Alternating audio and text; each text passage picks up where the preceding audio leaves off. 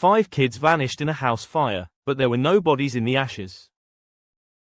Christmas Eve, 1945, in West Virginia. The Soder family, George, Jenny, and their 9 children, were settling in for the night. But by dawn, that joy would be replaced with confusion, horror, and one of the most haunting mysteries in American history. Around 1 a.m., Jenny Soder woke to the smell of smoke. Flames were racing through the hallway.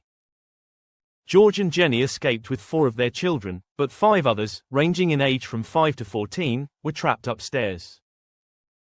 George tried to get to them, but the staircase was already engulfed. In desperation, he ran outside to grab his ladder. It was missing. He tried to start his trucks to climb onto the roof. Neither would start, even though they'd worked perfectly the day before. Neighbors called the fire department, but it took hours for them to arrive. By then, the Soder home was reduced to ashes. But when the firemen sifted through the debris, they found something strange. No bones, no remains, nothing to indicate that 5 children had died inside.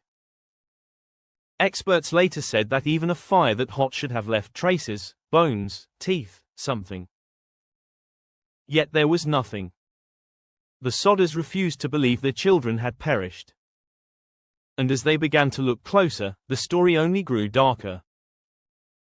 Before the fire, George had received strange phone calls and threats, possibly connected to his outspoken criticism of Mussolini and the Italian government. A mysterious insurance salesman had even warned him that his house would go up in smoke, and his children would be destroyed. After the fire, witnesses came forward with bizarre accounts. A woman claimed she saw the missing Soder children watching the blaze from a car as it drove away. Another said she'd served them breakfast the next morning at a diner hours from Fayetteville. The Soders hired private investigators, bought billboards, and never stopped searching. They even received a chilling photograph decades later, an image of a young man who looked strikingly like one of their missing sons, mailed anonymously with no return address. On the back, the message read, Louis Soder. I love brother Frankie, ill boys. A90132 or 35. No one ever discovered what it meant.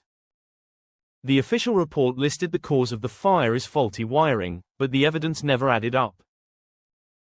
The phone line had been cut.